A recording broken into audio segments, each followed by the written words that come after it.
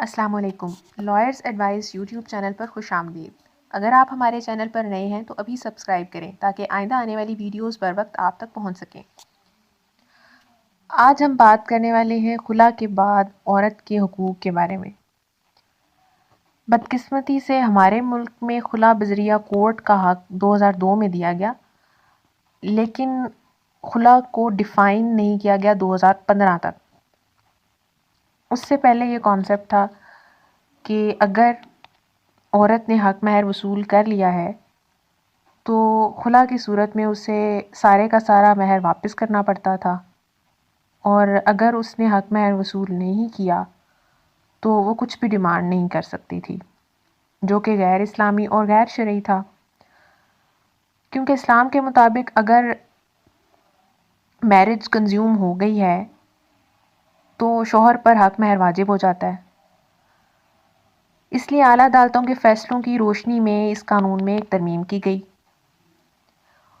اور اس سے یہ ہوا کہ خلا کی صورت میں عورت کو اس کا حق ملنے کے امکان پیدا ہوئے۔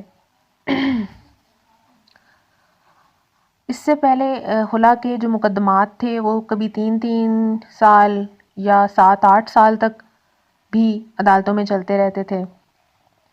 عورت کو طلاق کا حق استعمال کرنے کے لیے شہادتوں اور ثبوتوں کے ذریعے ثابت کرنا پڑتا تھا کہ اس کے شوہر میں خرابی ہے یا وہ اس کے ساتھ کسی صورت رہنا نہیں چاہتی۔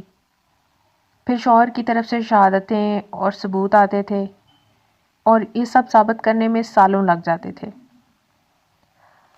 لیکن اب موجودہ ترمیم کے بعد اگر بیوی عدالت سے خلا کے لیے رجوع کرتی ہے تو صرف اس کا اتنا کہنا ہی کافی ہے کہ وہ اپنے شوہر سے نفرت کرتی ہے اور وہ کسی صورت اس کے ساتھ نہیں رہنا چاہتی۔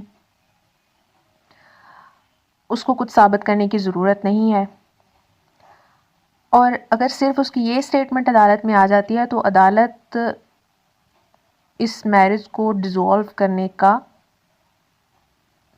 کی پابند ہوگی۔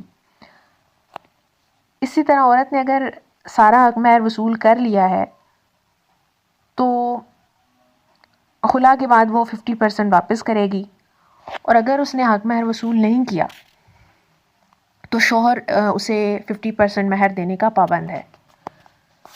اب یہ جو ترمیم ہے یہ مکمل طور پر اسلامی ہے، اور اس کی جو خلاف ورزی ہے اس پر عورت اپنے شوہر کے خلاف قانونی چارہ جوئی کر سکتی ہے۔ تو جناب، یہ تھا آج کا انتہائی اہم قانونی نکتہ جس کے بارے میں ہماری اکثر بہنیں روزانہ ہم سے سوال کرتی تھیں۔ امید ہے آپ کے سوالات کے جواب مل چکے ہوں گے۔ ویڈیوز دیکھنے کا بہت بہت شکریہ۔ اللہ حافظ۔